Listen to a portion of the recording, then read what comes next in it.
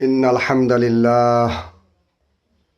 আল্লাহ পাকের সম্মানিত বান্দাগণ, নবীজি সাল্লাল্লাহু আলাইহি ওয়াসাল্লামের সম্মানিত উম্মতগণ, আমরা এখন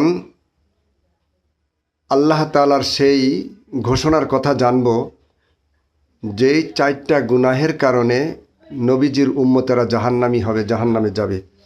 সেই 4 গুনার আলোচনা আল্লাহ তাআলা 29তম পারার সূরা মুদ্দাসসিরের 43 নম্বর আয়াত থেকে 48 নম্বর আয়াত পর্যন্ত আলোচনা করেছেন।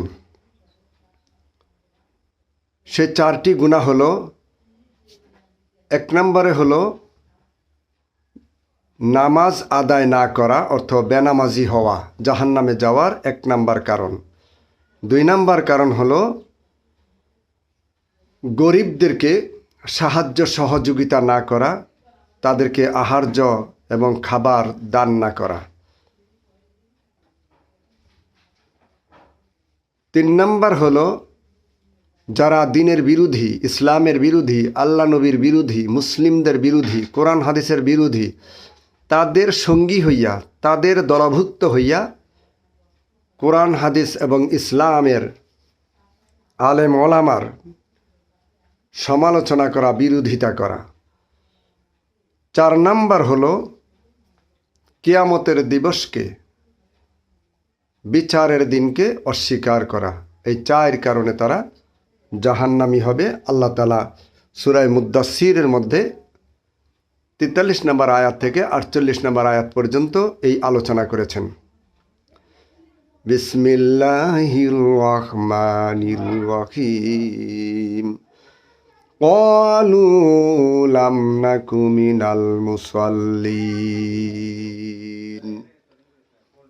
আমরা জাহান্নামে আসার কারণ হলো আমরা মুসল্লি ছিলাম না, নামাজি ছিলাম না।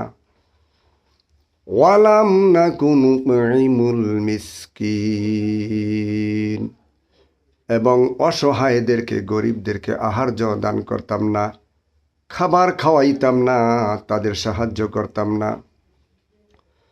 ওয়া কুন্না নাখুযু মাল খাইযিন, এবং ইসলামের এবং কোরআন হাদিসের, আল্লাহ রাসূলের সত্যের যারা বিরোধী, তাদের সঙ্গে মিশে আমরাও সমালোচনা করতাম, বিরোধিতা করতাম।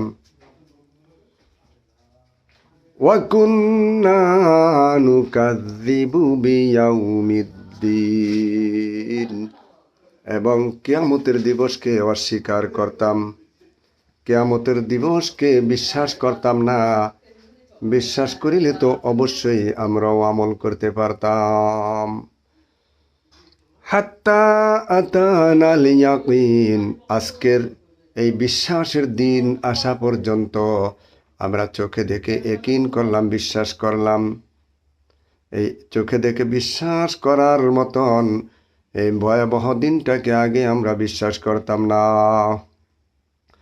ফামা তানফাউহুম শাফাআতুশ শাফিঈন, এবং এই জাতীয় মানুষগুলোর জন্য যারা সুপারিশ করিবে, ওই সুপারিশকারীদের সুপারিশ তাদের কোনো উপকারে আসিবে না। তাদের ব্যাপারে যারা সুপারিশ করবে, তারা যারাই হোক, ওই সুপারিশ তাদের জন্য কার্যকর হবে না।